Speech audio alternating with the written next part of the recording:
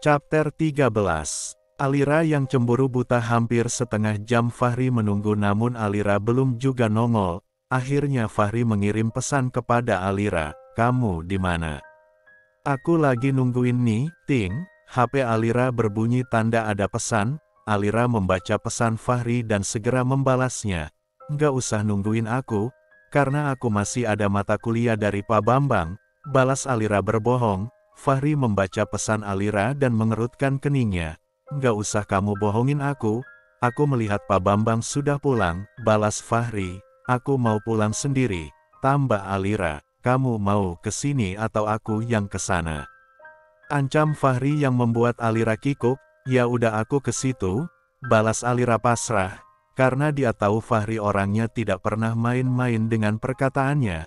"Aku duluan ya," pamit Alira kepada teman-temannya. "Kenapa buru-buru Lir?" tanya Amel. "Ada urusan penting," jawab Alira sambil berlalu meninggalkan teman-temannya. Fahri melihat Alira berjalan dengan wajah datarnya mendekati mobil Fahri. Alira membuka pintu mobil dan langsung duduk di samping Fahri tanpa melirik Fahri sama sekali. Fahri melajukan mobilnya menuju kantor. "Kita ke kantor dulu, ada jadwal meeting jam 2 nanti," kata Fahri. Sedangkan waktu sudah menunjukkan pukul 12 tepat. Alira tidak menjawab sama sekali. Dia sangat kesal sama Fahri karena tidak menanyakan kenapa dia ngambek atau apapun itu. Laki-laki macam apa dia? "Apa semuanya harus aku yang memulainya?" gumam Alira sambil memandang Fahri lewat spion yang ada tepat di bagian atas depan mereka. Dan Alira melihat ada tanda merah di dada Fahri. Karena kancing kemeja hitam yang Fahri gunakan sudah terbuka sebagian, Alira semakin kesal dan berpikir macam-macam. "Aku mau turun," kata Alira dengan suara bergetar karena menahan tangis. Fahri cuek dan tetap fokus menyetir. "Aku bilang, aku mau turun," teriak Alira dengan mata yang sudah berkaca-kaca. Fahri menepi dan menatap Alira yang hendak membuka pintu mobil. "Apa-apaan kamu?" bentak Fahri sambil memegang pintu yang mau dibuka Alira. "Aku mau turun. Aku nggak sudi pergi bareng kamu," teriak Alira dengan air mata yang sudah mengalir membasahi wajah cantiknya. "Kamu kenapa ha? Kamu sudah gila," teriak Fahri tak mau kalah. "Iya, aku sudah gila karena kamu. Karena perbuatan kamu," ketus Alira. Fahri menghela nafas panjang dan kembali menghidupkan mesin mobilnya. Tapi belum sempat Fahri melaju, Alira sudah memutar kunci untuk mematikan mobil itu. "Mau kamu apa Alira?" tanya Fahri sedikit kesal atas tindakan Alira. "Mau aku? Kamu jelasin apa ini? Kenapa sampai bisa kayak gini?" Alira berkata sambil menarik kemeja Fahri bagian dada. "Dan tadi kamu sama Bella kemana?" tambah Alira. Fahri menatap wajah Alira yang sudah basah dengan air mata, dan dia menggelengkan kepalanya. "Maksud kamu apa menggelengkan kepala?" Jawab aku maas." Alira berteriak sambil memukul-mukul Fahri dengan kedua tangannya. "Ya udah aku jelasin, tapi kamu tenang dulu dong," jawab Fahri sambil memegang kedua tangan Alira. Alira terdiam sambil menatap Fahri dengan wajah yang sudah sangat basah dengan air mata. Setelah Alira tenang, Fahri mengambil HP-nya dan dia memutar sebuah rekaman kemudian dia berikan kepada Alira. "Itu kegiatanku setelah pergi dari taman." Fahri memang sengaja merekam kegiatannya bersama dosen pembimbingnya. Karena di saat dia melangkah menuju ruang dosen, dia melihat Bella beranjak dari taman entah kemana, dan pada saat itu Alira tidak ada di taman. Fahri sudah menduga kalau situasinya akan seperti ini, jadi dia harus punya bukti. Karena Alira orangnya tidak mudah untuk percaya kalau hanya dengan kata-kata, dan kalau untuk tanda merah yang ada di dada dan punggungku ini, aku rasa tanpa aku jelaskan kamu sudah ngerti, tambah Fahri. Alira bingung, dia tidak mengerti maksud Fahri. "Maksud kamu apa?" tanya Alira dengan tampang bingungnya. "Kamu ini amnesia atau apa sih Alira?" tanya Fahri sambil menjalankan mobilnya. "Kamu lupa kalau tadi malam itu kamu berubah menjadi serigala dan mencakar semua tubuh aku. Dan tanda cakaran ini, bukan hanya di dada sama punggung, tapi di belakang dan perut aku juga ada, jelas Fahri panjang kali lebar. Wajah Alira serentak memerah karena malu, dia menundukkan wajahnya karena malu dengan segala tingkahnya. Kenapa? Kamu malu? Ini perbuatan kamu dan kamu melemparnya kepada orang lain. Dan satu lagi Alira, tolong kamu potong kuku kamu, kalau nggak lama-lama badan aku ini bisa cacat semua karena kamu. Tambah Fahri yang membuat Alira langsung memukul pundak Fahri dengan tasnya. Apaan sih kamu? Ketus Alira, kamu tuh yang apa-apaan? Kerjanya hanya cemburu buta saja, jawab Fahri. Biarin, mending kerjaan aku cemburu daripada kerjaan aku selingkuh, dan kamu itu harus bersyukur, kalau cewek yang cantik, montok dan bohai ini cemburu sama kamu. Jawab Alira dengan pedenya, tahu nggak kamu?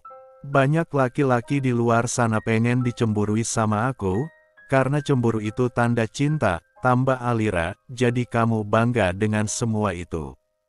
Tanya Fahri dengan nada kesalnya. Enggak, aku biasa aja. Kamu nggak boleh cemburu sama siapapun selain aku. Ketus Fahri, apa? Jadi maksud kamu masih tetap membuatku cemburu? Jawab Alira, siapa yang buat kamu cemburu? Kamu aja yang cemburu buta, jawab Fahri. Setelah sampai di kantor, Fahri dan Alira langsung menggunakan lift khusus ke lantai paling atas yang terdapat ruangan Fahri. Sebelum memasuki ruangan, Fahri menghampiri meja Sinta. Sin, kliennya udah datang. Tanya Fahri, sudah dalam perjalanan ke sini Pak, jawab Sinta. Sedangkan Alira berada di samping Fahri sambil memeluk lengan Fahri dan Fahri membiarkannya. Semua mata tertuju kepada Alira yang sangat lengket dengan Fahri. Ada yang menatap dengan tatapan mengagumi, dan ada juga yang menatap dengan tatapan sinis. Karena hampir semua karyawan perempuan yang ada di kantor itu sangat memuja Fahri dan mengidam-ngidamkan Fahri. Sampai ada yang menggunakan segala cara untuk mendapat simpati dari Fahri. Tapi nggak ada yang berhasil. Chapter 14. Fahri yang tergoda setelah berbincang dengan Sinta. Fahri dan Alira menuju ruang kerja Fahri dengan tangan Alira yang masih tetap memeluk lengan Fahri. Fahri berdiri di depan meja kerjanya sambil menatap Alira. Mengapa kamu menatapku seperti itu? Tanya Alira, sampai kapan kamu kayak gini? Dan bagaimana aku mau kerja kalau kamu nggak lepasin lengan aku? Tanya Fahri sambil menatap ke arah lengannya yang dipeluk erat oleh Alira. Sontak Alira kaget dan melepaskan lengan Fahri. Hehehehe, jadi lupa aku, jawab Alira sambil terkekeh. Lupa apa nyama? Sambung Fahri, ya, dua-duanya. Karena nyaman jadinya lupa, jawab Alira sambil berjalan ke arah sofa dan membaringkan tubuhnya di sofa yang berada di depan meja kerja Fahri. Alira berbaring dan mengangkat kedua kakinya di atas sandaran sofa sambil memainkan handphonenya. Fahri yang duduk di meja kerjanya, menatap Alira dengan tatapan yang tidak bisa diartikan. Alira yang menyadari tatapan Fahri, hanya cuek pura-pura nggak tahu. Alira, gitu ya gayanya wanita cantik? Tanya Fahri dan membuat Alira berbalik dan menatapnya. Maksud kamu apa? Tanya Alira balik. Tuh lihat gaya kamu. Atau jangan-jangan kamu sedang menggodaku ya? Tanya Fahri sambil menatap paha Alira yang sudah kelihatan. Apaan? Aku ini? Biar nggak bermaksud menggoda, tapi setiap laki-laki yang ada di sampingku semuanya pasti tergoda. Kayak tadi di luar, semua karyawan laki-laki menatapku sampai mangap. Jelas Alira yang membuat Fahri menarik nafas. Fahri kembali membuka berkas-berkas yang ada di depannya untuk ditandatangani. Sambil sekali-kali melirik Alira, setelah semuanya selesai, Fahri beranjak dan hendak mandi untuk bersiap-siap menyambut klien pentingnya. Tapi di saat mendekati sofa, dia melihat Alira yang sudah terlelap. Akhirnya dia mengangkat Alira dan membaringkannya di ranjang. Setelah itu dia mandi. Selesai mandi, dia keluar dari kamar mandi menuju lemari. Tapi langkah kakinya tertahan karena dia melihat pemandangan yang menggoda di depannya. Fahri melihat Alira yang tidur dengan gaya yang sang menantang. Bajunya sudah terangkat sampai ke pinggulnya, pahanya yang mulus sudah terekspos.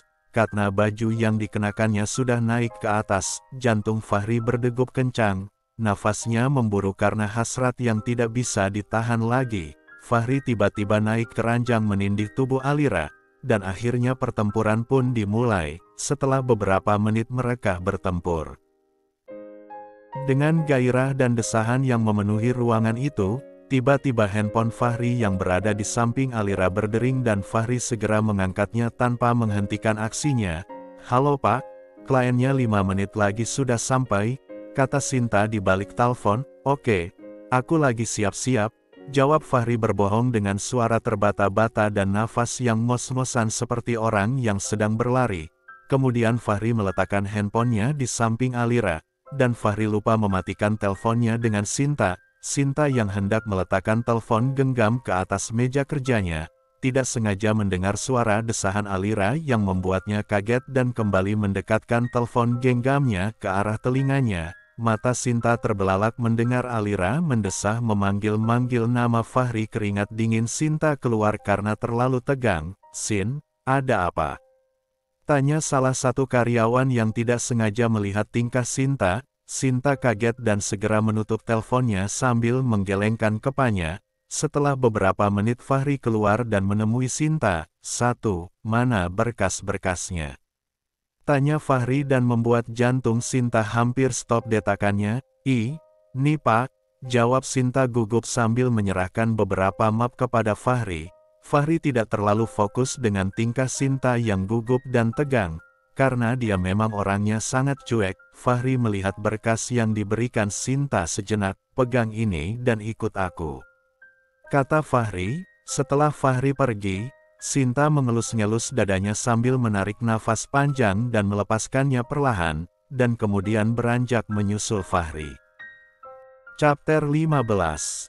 Jantung Sinta hampir berhenti berdetak. Fahri dan Sinta berjalan menuju lift untuk menyambut kedatangan klien penting yang sudah bersama Revan. Masih beberapa langkah untuk mereka sampai di depan lift. Pintu lift sudah terbuka dan muncullah Revan dan beberapa lelaki berpakaian rapi dengan jas. Fahri segera mempercepat langkahnya sambil menjulurkan tangannya untuk bersalaman dan berkenalan. Mereka menyambut uluran tangan Fahri dengan senyum yang ramah. "Halo, saya Fahri Permana," kata Fahri sambil berjabat tangan dengan semuanya. "Oh, ini putranya Bapak Indra Permana yang terkenal sangat cerdas, sukses dan juga tampan," kata salah seorang dari mereka, dan Fahri hanya tersenyum mendengar pujian mereka. "Iya benar, dan ternyata Anda masih sangat muda Pak Fahri," sambung yang lainnya. "Makasih atas pujiannya, dan mungkin kita bisa segera ke ruangan meeting saya saja, biar lebih nyaman dan santai," ucap Fahri. Mereka pun melangkah ke ruang meeting dan mulai membahas kerjasama mereka yang akan dimulai 2 minggu ke depannya. Fahri berbicara dengan gagahnya. Dia mengeluarkan ide-idenya untuk kerjasama yang dapat menguntungkan semua pihak. Yang lain hanya mendengar dan menatap Fahri kagum sambil sesekali menepuk tangan. "Bagaimana Bapak-bapak?" tanya Fahri setelah selesai berbicara panjang kali lebar. Mereka saling menatap satu sama lain dan kemudian bertepuk tangan. "Kami setuju," kata mereka sambil menjabat tangan Fahri. "Baiklah kalau begitu, 2 minggu ke depan kerjasama kami sudah mulai berjalan. Karena minggu ini saya harus ke Amerika untuk mengurus proyekku yang di sana," kata Fahri sambil tersenyum ke arah tamu-tamunya. "Pak Fahri, kalau Anda masih lajang, maukah Anda berkenalan dengan anak saya? Dia seorang model yang sangat cantik dan sukses," kata Pak Alex, salah satu klien Fahri. "Makasih Pak Alex atas tawaran Bapak. Saya bisa berkenalan mungkin sebagai teman atau partner bisnis. Tapi kalau lebih dari itu saya minta maaf Pak, karena saya sudah menikah," ucap Fahri dengan tenangnya. "Oh, ternyata Anda sudah menikah ya?" tanya Pak Alex dan yang lainnya. "Iya," jawab Fahri singkat. "Ya sudah. Kalau gitu maafkan atas kelancapan saya Pak Fahri," kata Pak Alex meminta maaf. "Gak apa-apa Pak, itu niat baik Bapak, dan saya berterima kasih karena Bapak begitu yakin dengan saya." Selesai berbincang-bincang, Fahri, Revan, dan Sinta mengantar tamu-tamu mereka ke parkiran mobil. Setelah tamu-tamu mereka pergi, Mereka pun kembali masuk ke dalam kantor dan menuju ruang kerja mereka masing-masing. Fahri melangkah masuk ke dalam ruang kerjanya. Tanpa dia sadari Sinta menatap kepergiannya dengan tatapan mengagumkan. Pak Fahri itu sangat cerdas dan tampan. Tapi dia tidak pernah memanfaatkan itu untuk menjerat para kaum hawa, yang siap sedia menjadi istri ataupun hanya menjadi pemuas nafsu sesaat, gumam Sinta dalam hatinya. Fahri masuk langsung ke dalam kamar gantinya. Dia menatap Alira yang masih tertidur. Fahri mendekat dan membuka sedikit selimut. Ternyata dia sudah mandi, gumam Fahri. Setelah kepergian Fahri tadi, Alira langsung bergegas mandi dan mengenakan pakaiannya yang ada di lemari ganti Fahri. Karena Fahri memang sengaja menyuruh Alira untuk membawa beberapa pakaiannya untuk ditaruh di situ. Mungkin maksud Fahri agar bisa digunakan di saat-saat seperti ini. Di balik sikapnya yang super cuek, Fahri memang orangnya selalu memperhitungkan segala hal. Kemudian Fahri mulai merasa ngantuk mungkin karena kecapean. Dia melepaskan kemejanya dan berbaring di samping Alira. Alira bangun, dia membuka matanya dan melihat Fahri di sampingnya yang tidur dengan posisi terlentang dan tangannya yang di samping Alira dia naikkan ke atas kepalanya. Pandangan Alira tertuju ke ketek Fahri yang terdapat bulu-bulu yang hitam dan lebat. Mengapa dia membiarkan bulu keteknya sampai serimbun ini? Gumam Alira. Lira merasa sedikit penasaran dengan aroma ketek Fahri yang ditumbuhi banyak bulu. Perlahan-lahan dia mendekati hidungnya ke arah ketek Fahri. Tapi tiba-tiba, kepalanya sudah ditarik Fahri dan wajahnya seketika terbenam di ketek Fahri. Fahri menahan kepala Alira cukup lama. "Lepaskan Mas," kata Alira setelah berhasil mengangkat wajahnya dari ketek Fahri. "Kamu pura-pura tidur ya?" Tambah Alira, "Aku tuh tadinya tidur, tapi karena merasa geli dengan hembusan nafasmu yang mengenai ketekku, akhirnya aku bangun tapi tidak membuka mata. Gimana? Harum kan?" tanya Fahri. "Harum sih harum, tapi nggak usah sampai selebat itu juga," ketus Alira. "Biar kamu tahu, laki-laki yang nggak punya bulu ketek itu nggak gagah, biarpun tubuhnya kekar sekalipun," jawab Fahri menjelaskan, "dan aku nggak bisa kalau nggak ada bulu ketek. Kalau bulu lain nggak ada yang nggak masalah," kata Fahri sambil mengedipkan sebelah matanya kepada Alira. "Apanya yang nggak ada? Bukannya bulu lain lebih rimbun lagi?" kata Alira mengejek Fahri. "Tapi kamu suka kan? Buktinya kamu selalu merabahnya di saat kita melakukannya." "Hi, dasar muka mesum," ketus Alira sambil beranjak dari tempat tidur.